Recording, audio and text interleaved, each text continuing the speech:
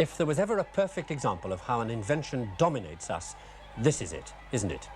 It's altered everything, from the way we organize work, to the way we scurry around, to the way we let complete strangers into our ear when we'd never let them into our house. And above all, the world's economy only operates now because we can talk to each other across continents at virtually the speed of light.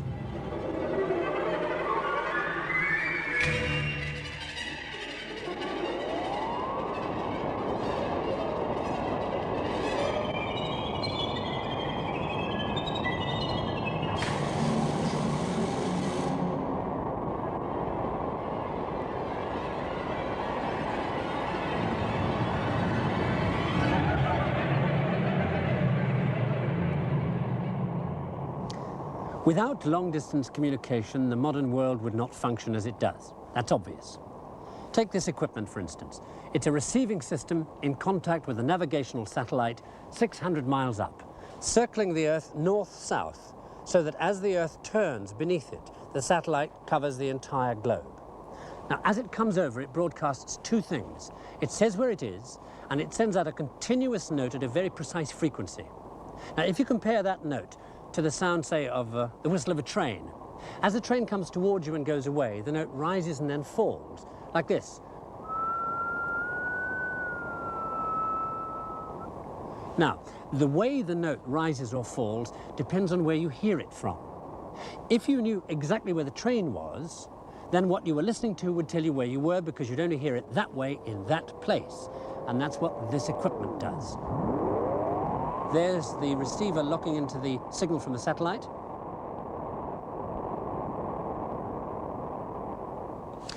Now the computer is working out the one location on Earth where a satellite at that particular point in space would give it the noise it's hearing. Okay, here's where we are. North, 43 degrees, 42 minutes, 12.1 seconds. East, 4 degrees, 43 minutes, 18.8 seconds. Right, you check those numbers out on a map, and this is where it says we are. South of France, near the town of Arles, at a position accurate to within 30 feet, precisely there where it says there is an ancient aqueduct. There it is.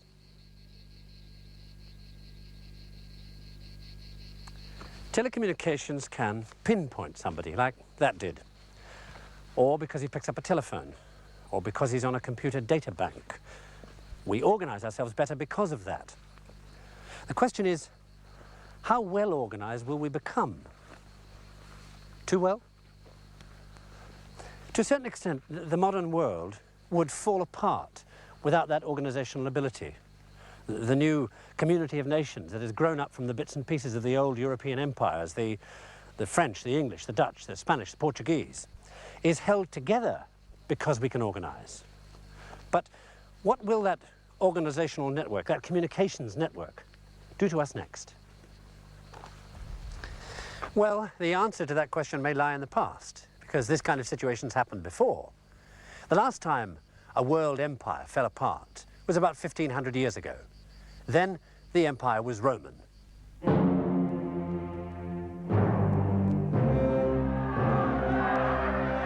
Now, this is the accepted view of the fall of Rome, you know, rape and pillage, destruction the way Hollywood does it. But what really let the barbarians walk all over the Romans was something it won't take you a second to sympathize with. The taxes were too high to pay for the army that was losing all the battles, and a bunch of freeloaders in government, and of course, to pay for thousands of civil servants. So, for the Western Romans, better the barbarian you didn't know than the tax collector you did. So, the place fell apart. The imperial provinces cracked up into small barbarian kingdoms.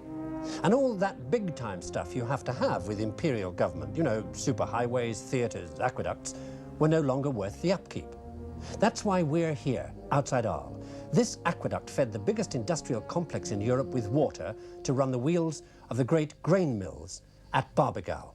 28 tons of flour a day, a technological marvel perhaps to be lost forever in the chaos. All through this period, the so-called Dark Ages, the one organization that still functioned internationally, still traveled the Roman roads when nobody else would, handling the king's local and foreign affairs because its members could still read and write, was the church. It had a fully operational network of communications from bishop to bishop throughout Europe, and that's what held things together.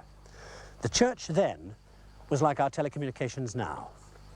And so the knowledge that the monks had accumulated gradually spread. Knowledge like how Barbagal had worked, with the great water wheel and the gearing system that made it so efficient. And in the end, by the Middle Ages, look what they did with that wheel.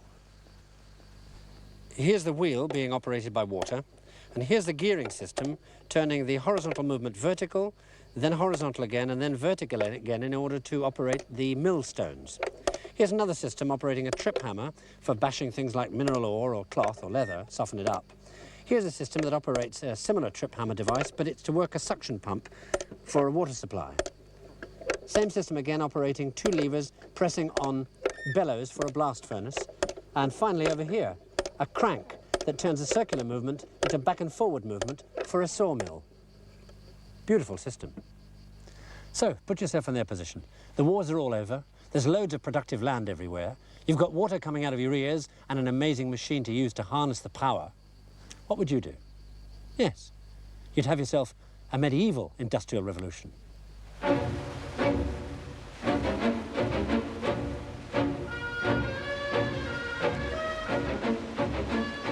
The great thing about these wheels was that they were easy to make and they'd work almost anywhere.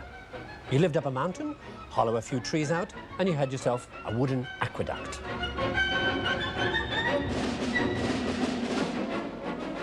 Horizontal wheels didn't need gears because they spun millstones directly above. You could turn a vertical wheel with water falling from above or flowing past below in a river. And with gears, you could slow down the effect of a fast stream or speed up a slow one. Water power made you a lot of bread, in both senses. But the star of the show was this, the cam. With a cam, you can trip hammers to pound things with, harder and faster than any human being. And build yourself mills to work. Timber, oil, grain, leather, cloth, iron, beer, wire, sugar, coin, you name it.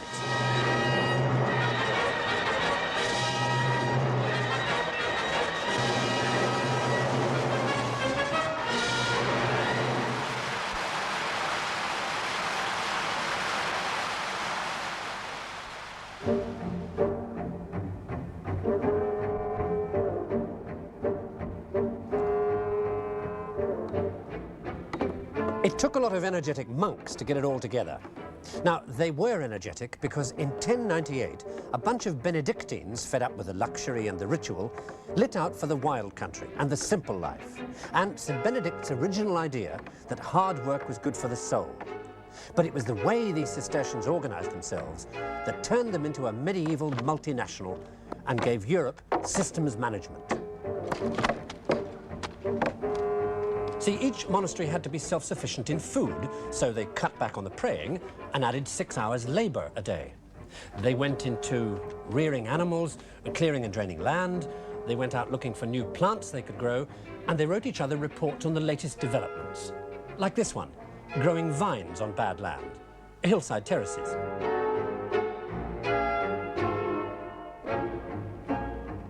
They used all the technology available, wine presses, water mills, iron foundries.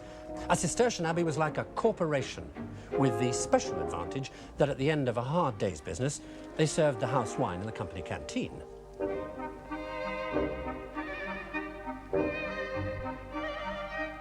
Mind you, the food wasn't that hot. No meat, they sold all that. Just vegetables, nettle soup, a few roots, bread, and silence while you listen to instructive selections from the Corporation Handbook on Getting Spiritual and Managerial Strategy Right, otherwise known as the Rule of St. Benedict. Non veni facere voluntate meam, sed eius qui misit me. Well, with this kind of organization, how could you fail? Within a century, there were nearly 600 Cistercian monasteries.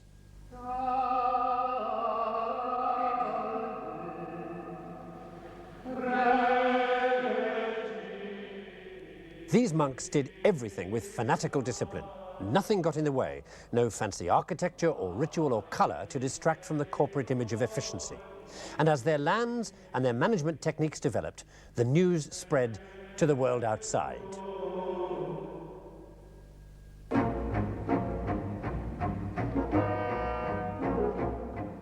Maybe their single biggest success was their sheep rearing techniques, because by the 13th century they were producing the best wool in Europe. So, there were the Europeans of the 12th century with all that amazing water power technology and the red-hot industrial management systems worked out by the Cistercians, almost waiting for something to happen, something that would generate enough money to trigger the economy off into high gear. And when that something happened, it was one of those examples of the way change can come about quite unexpectedly. Because the two inventions that were to trigger the great leap forward could never have been foreseen here in Europe, because they came from China. The Arabs brought them to us, and what a gift they were. The first one of those Chinese gifts was a new loom, and it immediately caused a problem. It speeded up weaving because the thread lifting business was now done by foot pedals, not by the weaver's hands anymore. The new loom produced cloth so fast, they ran into the problem of not enough yarn. See, up to then, you spun yarn in a way that hadn't changed for centuries. You teased the fibres out of the mass and hand-twisted them onto a spindle. It took hours. Then, in the 13th century, the second Chinese idea arrived and solved the problem because it produced yarn fast enough to keep up with the new loom. It was the spinning wheel. Early on, they didn't have much more than the wheel and the spindle. Foot pedals came later. But these two simple bits of machinery fitted together like bits of a jigsaw. And when they did, the places they were used got very, very rich.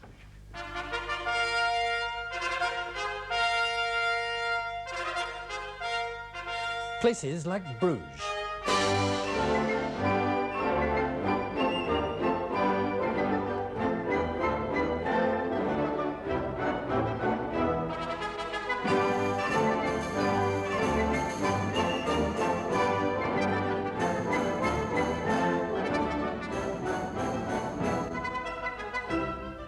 Bruges was one of the richest of the medieval cities built by the woolen trade, and if you know anybody called Draper, boy, were his ancestors well off. The cloth merchants made so much loot, they didn't know what to do with it. They built roads, canals, guild halls, cathedrals. They even had their own laws. And in spite of all that, they still had enough money left for high-technology music.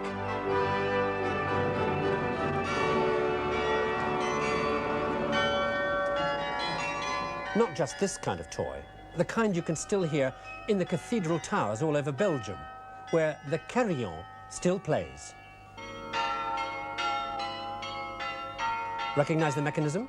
It's the cam again, tripping levers that pulled wires that eventually pulled the clapper on one or other of a number of differently tuned bells. You set the cams in like pegs to trip certain levers and ring certain bells. Now, the reason all the good burghers had all these extra goodies was because they'd found a new market for their wool.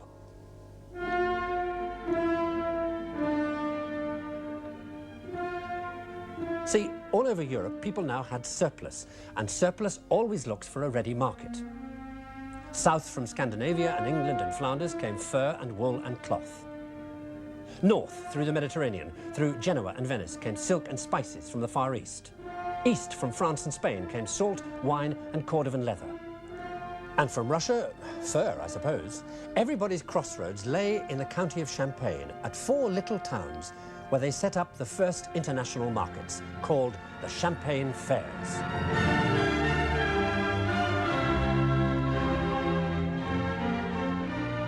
The biggest fair was held at Troyes, in those days half the size of London. And merchants turned up because they got a special safe conduct from the king and armed guards along the road. Of course, the town made a bit out of it too. You had to pay a license to set up your stall, and there was a sales tax. Isn't there always? And you had to pay to come in and out of town. Not that any of this bothered the merchants. They just upped the price. Funny how some things don't change. Anyway, this international money-making went like a house on fire, especially among those able to turn up with the very, very rare stuff, like like silk, where you really made a packet.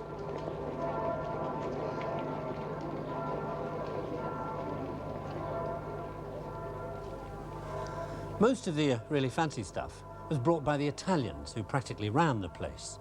By 1275, there were no less than 15 Italian cities who had consulates here in Troyes.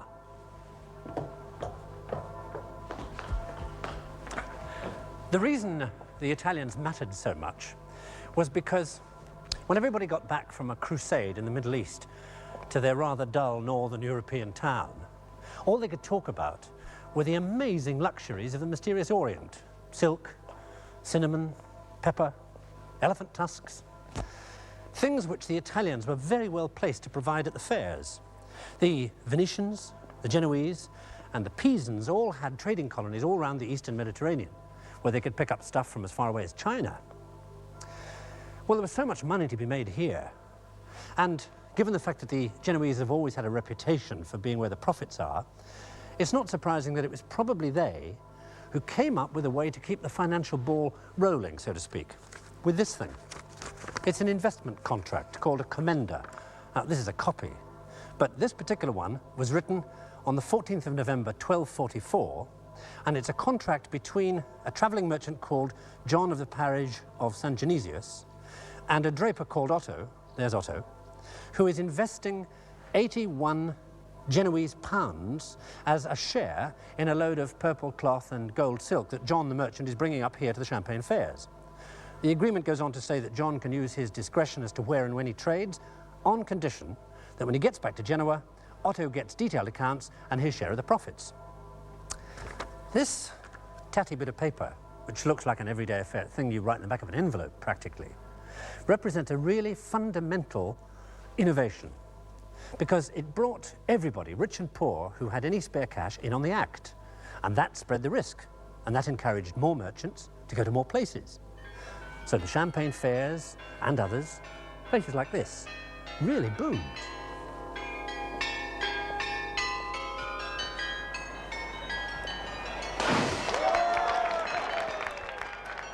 It looked as if good times were here to stay. And then, at the beginning of the 14th century, came a change in the weather. Freezing winters and rainy summers. Bad harvests followed, and then famine. With little or no surplus crops to sell, money became tight, and the fairs began to fail. All over Europe, people tightened their belts. And in this weakened condition, they were virtually defenseless against attack. And when it came, in 1347, the effect was devastating. All the more so because they had no defense against the enemy. It was a flea.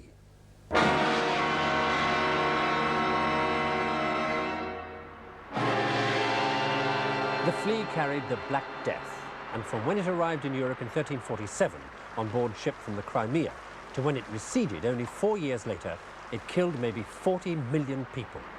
200,000 villages were totally wiped out. At the height of the plague, there weren't enough living to bury the dead.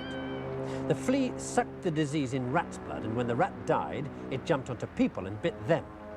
The effect was appalling, from fever to abscesses in the groin and armpits to death inside 24 hours. Black pustules spread all over the body, which was why they called it the Black Death. The effects were particularly bad in the towns, packed with people busy making all that money. The plague ripped through them.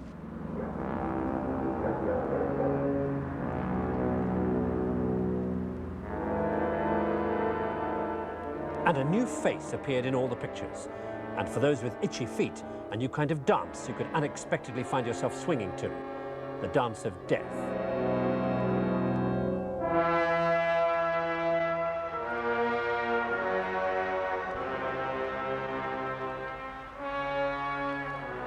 One grimly enjoyable thing came out of it all. The people who died left their money to the people who lived. All they could hope for was that they'd survive to enjoy it. Well, no nightmare lasts forever. By 1351, the worst was over.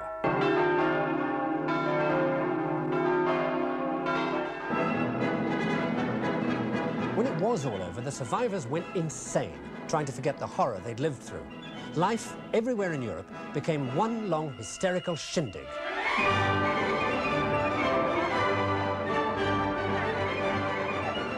People spent the money the plague had given them on the wildest outfit they could buy. If you were rich, silk embroidered with gold wire was the thing. The middle classes went into expensive little numbers in wool and velvet. And the peasants? Well, thanks to that loom way back and the fact that flax is cheap to grow, linen was their thing.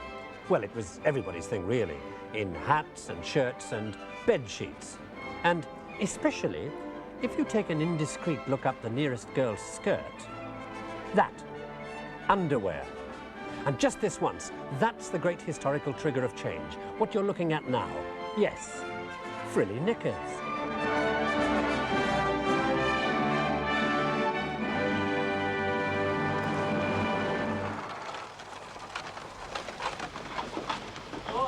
This is the first result of the great 14th century bed linen and underwear boom.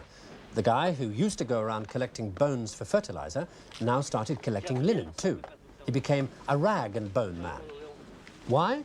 Well, that's the second result of everybody wearing linen, because when they wore it out, they threw it away. So there was this great pile of linen rag. And guess who went bananas about that? Okay, let me give you a clue. The first thing that happens to the linen in this process is that they take it and rip it against a knife to make the rags even smaller. And what is shredded linen rag absolutely perfect for making? Yes, paper. So the paper makers got an unexpected linen rag bonanza, pounded by hammers, tripped again by the can.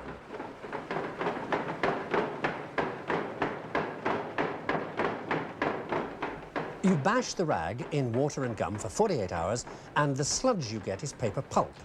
Slosh that onto a wire mesh frame, count 5, and you've got yourself a sheet of paper. Well, a sheet of very wet paper. So the next thing you do, no prizes, is dry it. Funny coincidence, the wire mesh frame. A lot of wire makers about, making all that gold embroidery people had started wearing. Anyway, the paper. You lay each sheet between layers of woolen cloth to soak up the moisture. Looks more like a sheet of porridge, doesn't it?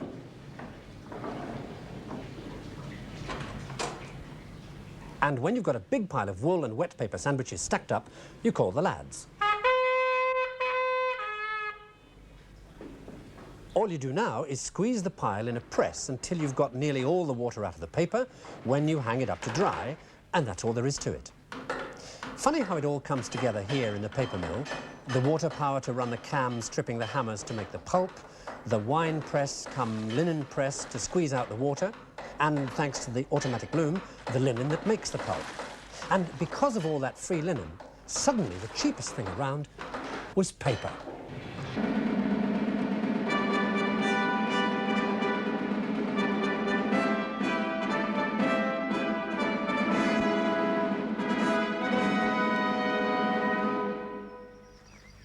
This is one of those moments in history when things come together like a jigsaw to produce something entirely new.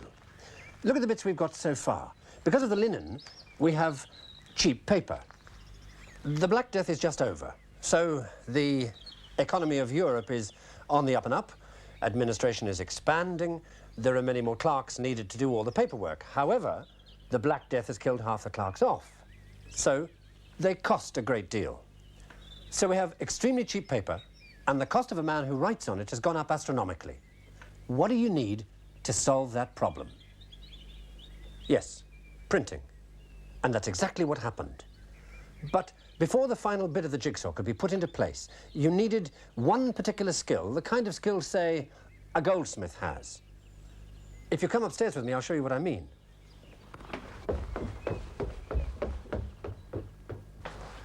You see, printing had been around for centuries, in the case of the Chinese for 1,000 years, but it was printing with blocks like this. The trouble was those blocks, being made of wood, would tend to wear down, and in any case they only did the one thing.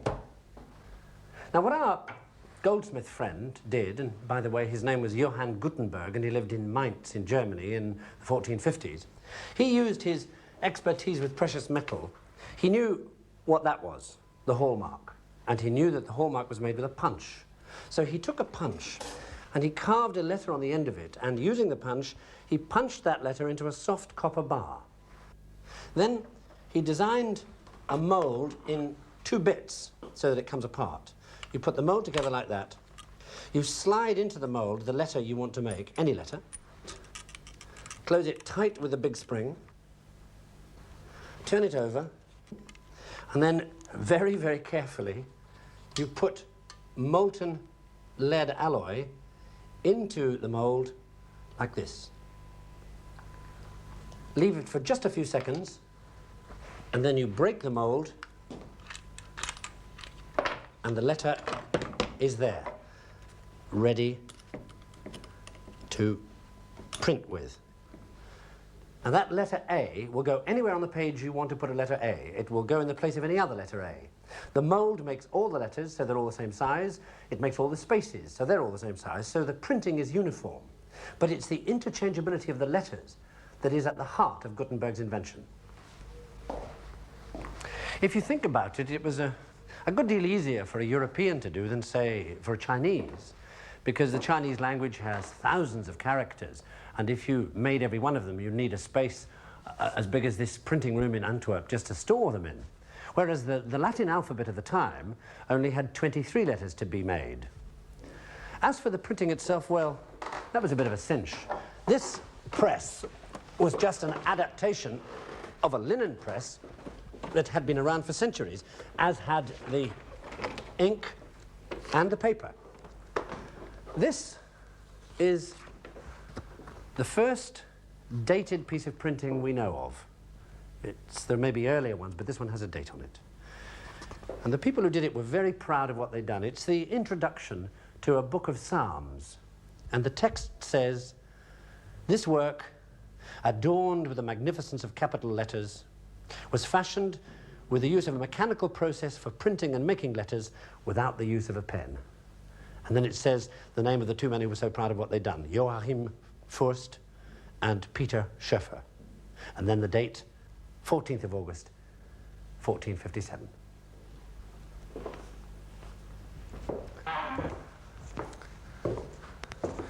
The coming of the book changed everything. Perhaps the most obvious change was the appearance of the bookshop, where you could come in and buy anything you wanted to read. Knowledge was no longer the private property of the priest or the prince or the scholar. If you could pay and you could read, it was all yours. The new books also standardized spelling. They carried an author's name, and they encouraged accuracy because the books could be widely read by people who knew more about the subject perhaps than the author himself.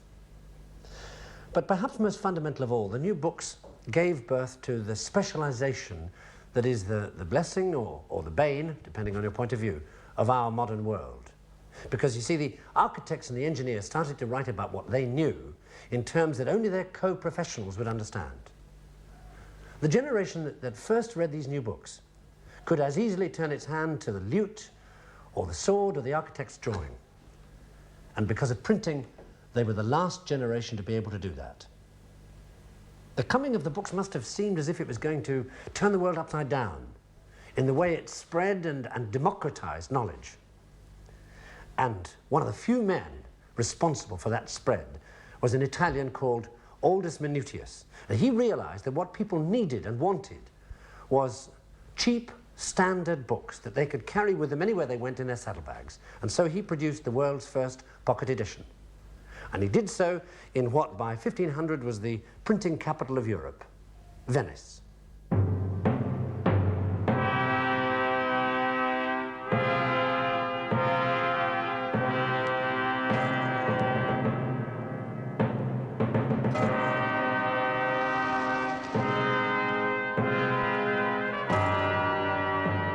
Used to blow their own trumpet a lot, the 16th century Venetians.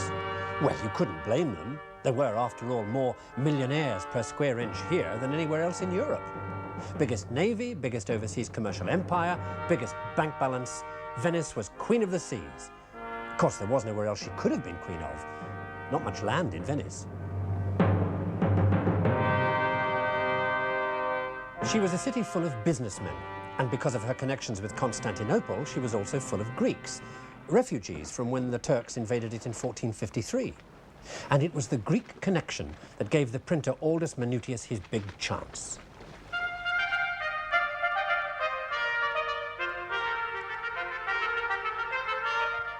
Because Aldus got the Greek refugees to work for him, and because of that, his books gave the world a taste for the knowledge and the style of ancient Greece. He turned out dictionaries and grammar books first, so his customers could learn Greek, and then, of course, they could move on to reading the Greek books he would sell them. No fool he. Well, the new books got everybody turned on to matters ancient. One of the earliest bestsellers was a Roman thing on architecture that got people into big prestige building projects, people like Michelangelo.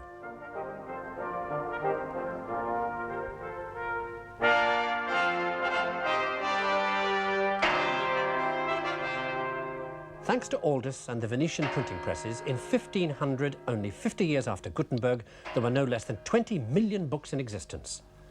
In 1515, Aldus died.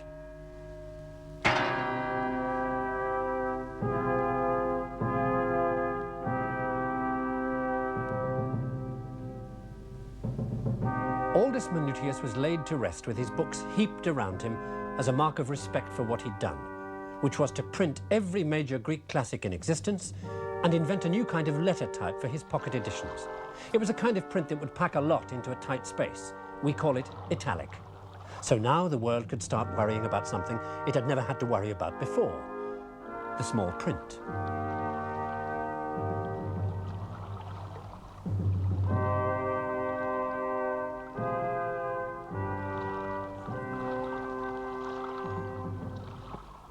But above all, thanks to books, the world learnt about Greek science.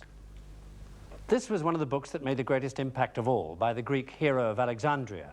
It details how to make machines using the natural forces of air, or steam, or water as power sources. It's really talking about complicated toys. But this book and others like it put the world of Greek science and the ancient past into the hands of the armourers and the architects and the engineers working for the princes and bishops of 16th century Italy. And look how the armourers immediately begin to work in the antique style. On this tapestry, this bunch of soldiers, they're using the latest in handguns, and yet they themselves are dressed like Caesar's centurions. As the wealth of the mysterious East and West began to pour into Europe and the population began to soar, the princes also began to embellish their growing cities with elaborate water supply systems, operated by the same mechanical devices as were shown in the Greek and Roman books.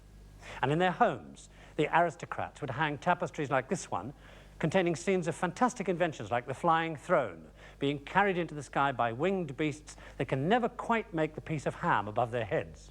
Or the mythical story of Alexander the Great, exploring the oceans on board a submarine. What the princes wanted were things, toys, that would show off their wealth and position in a way that would amuse and impress their friends. And now, their armourers and their engineers had the techniques to do it. One of the most famous armourers of the time, a fellow called Bartholomew Campi, switched, for example, from making this rather complex armour, a gauntlet, to making things like this. It's a clockwork tortoise carrying the god Poseidon, and it was used at the dinner table because they would set it down and it would take toothpicks from one guest to another around the table. The vogue for automatic machines spread everywhere, and with the help of the hydraulic engineers, it spread in a form that would bring people hundreds of miles just to take a look.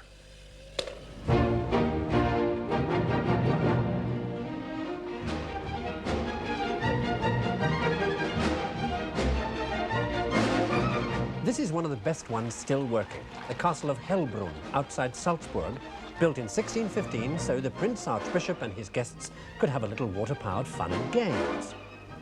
The whole place works on water turbines running the familiar cylinder with pegs in it, operating a 16th century Disneyland.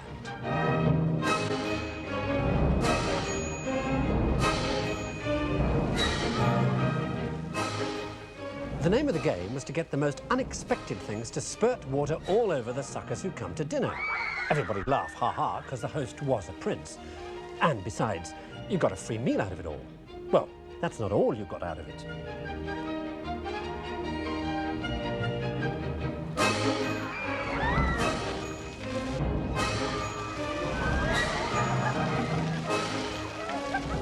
Of course, haha, you couldn't get up until the prince did, and of course, haha, he didn't need to. The craze for automatic machinery that spread through Europe came here too, of course. Here, the pegged cylinders run an entire village of mechanical puppets, working like the carillon in Belgium did on wires and levers. The whole thing's only 18 feet wide, and they packed 113 little people into that space. Over the top of all this water-powered wizardry, there was a mechanical organ to drown the machinery noise. And as you left, the prince would politely raise his hat.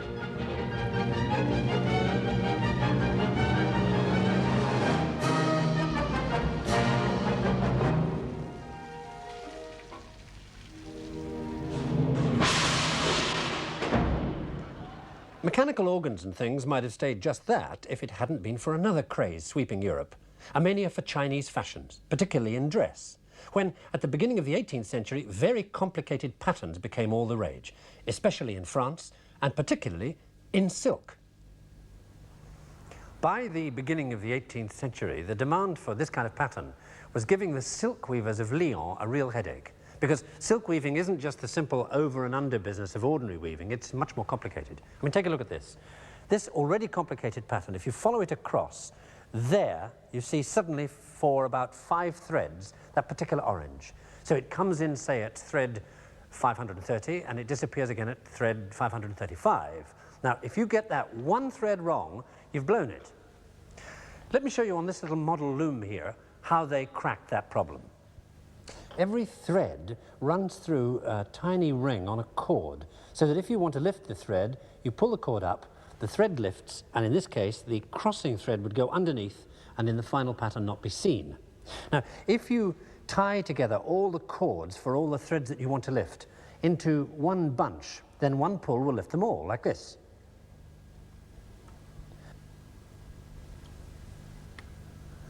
Now, in a complicated pattern, there would be a lot of those cords to pull, and the children whose job it was to do it would get tired and pull the wrong cords and maybe ruin a week's work. So in 1725, a Lyonnese weaver called Basile Bouchon solved the problem because his father was an organ builder. Because his father used these things for his automated organs. Remember the organs? Used the same cylinder with pegs in it to make music as they'd used in Belgium to work their bell-ringing carillon. And they'd originally got that idea from the cams set onto the shaft of the paper mill. Bouchon saw that the piece of paper that you give to the carpenter to tell him where to put these pegs on the cylinder was in fact a kind of control mechanism. So he put it on a loom. Look, each control cord comes over and down here, and whether or not it's moved depends on this horizontal needle here. Okay, now for the control mechanism part. What Basile Bouchon did was put a roll of perforated paper up against the needles, the cross needles, and where there was a hole, the needles stayed put because they came through the holes. And where there was not a hole, as in the case of these 4 needles here, the paper pushed the cross needles so that all 4 needles and all their threads operated simultaneously like this.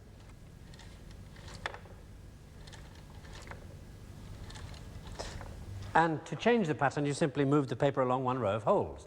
But the paper tore and the weavers placed it in the wrong position. So around 1740, another weaver from Lyon called Falcon came up with this idea. He put each pattern on a separate card. Now, the card was more durable, and you couldn't really mistake how you should position it. Around 1750, one of the greatest machine makers of all time, a man called Vaucanson, who was also the inspector for silk factories, automated the entire process. He put the perforated roll around a cylinder and mounted the cylinder on a chassis which went backwards and forwards on water power like this. And as it did so, it clicked forward one row of holes automatically each time. Now, that was limited to how much paper you could put around the cylinder, and it put men out of work. So for nearly 50 years, this loom mouldered unnoticed here in the Paris Museum of Arts and Crafts, until just after 1800. Another weaver who happened to be here at the time was asked to put it together, and in doing so he made a few changes. He put Vaucanson's idea together with Falcon's cards and came up with this. It's automated, and it has the advantage that if you want to increase the pattern, you simply add more cards. Now, for that minor amendment, he got all the glory, because to this day, the entire concept is named after this man. This is a Jacquard loom. And boy, what a success that was. Well, not in France, because the revolutionaries decided they didn't like fancy aristocratic patterns, but in England, where the loom ended up making things like paisley shawls very popular, and where these cards got picked up for a very different reason.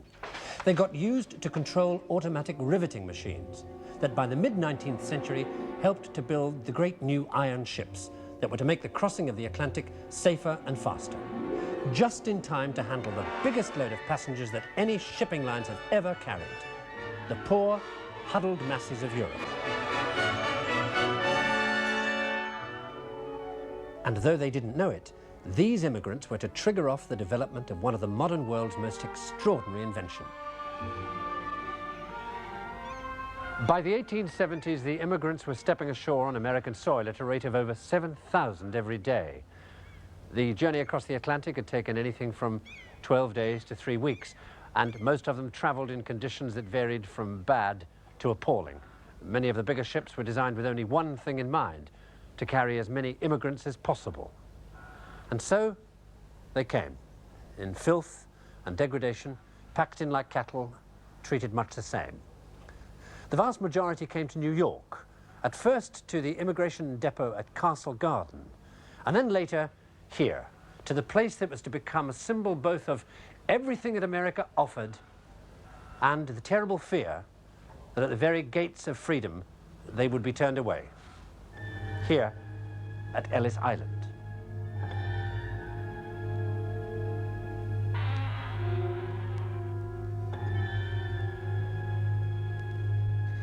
It took only a few hours to be accepted or rejected, and much of that time is spent confused and bewildered, waiting, clutching their cardboard suitcases tied up with string, everything they possessed. Some of them, those who could write, even left their names on the walls, as if to say, look, I made it.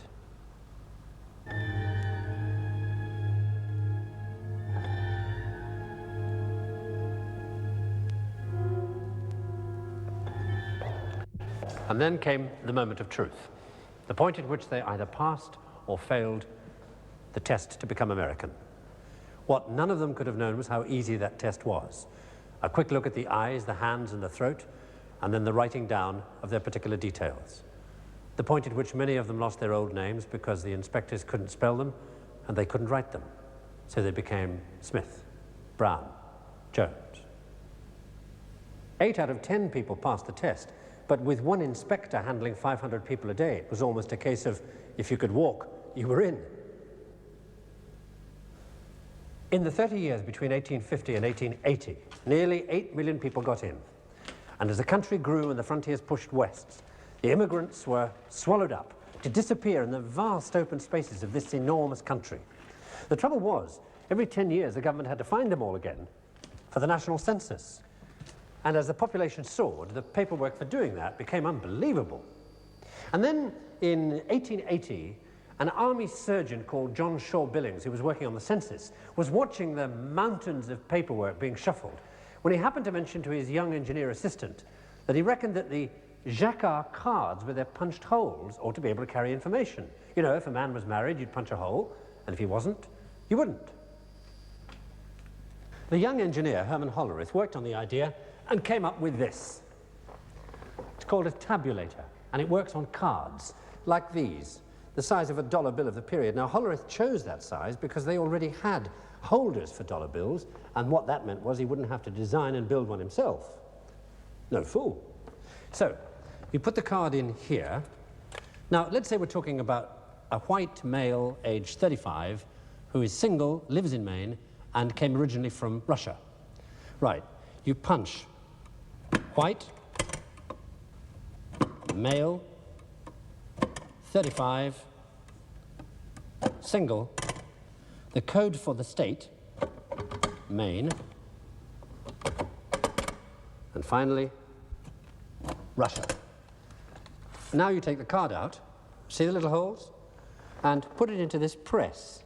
Now, when you push this press down, these little needles here with springs on them either go through a hole or they don't. Remember Jacquard? And if they do go through a hole, they make electrical contact down there. And that triggers these counters up here one click forward. Now, depending on what you want to count, you program the counters. Say you just want a general population figure, then all these are the states and territories, of which that is Maine, and that one in the corner is the grand total. So our man in Maine would add 1 to Maine and 1 to the grand total, like this. And the bell told you you'd done it. Now, the census involved much more detailed analysis than that. So Hollerith also designed a sorter, this cabinet with lots of boxes in it, connected to the tabulator. Now, let's say you want to take a particular look at all 35-year-old men. What you do is program the tabulator so that when one of them comes under the press, it causes a particular box to flip open, like this. And you pop the card into the box, and at the end of the day, you took out all the 35-year-olds and ran them back under the press to see where they all lived and to see how many of them there were. And you could do that with any bit of information on a card or any mixture of bits of information on a card. Well, the 1880 census had taken over 7 years to complete. With the new tabulator, the 1890 census was finished in half that time, and they checked the total twice. 62,947,714.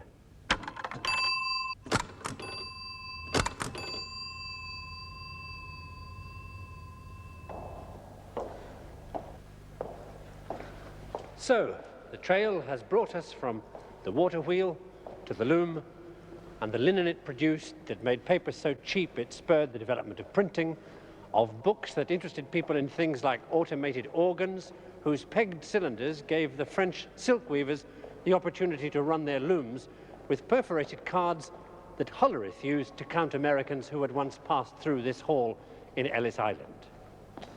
Gateway to the one country that more than any other would fall apart if it weren't for Hollerith's card, used to program the computers without whose help the entire massive structure of the modern world would fall down. Most of the ancestors of the computer brought people pleasure. What will it bring us?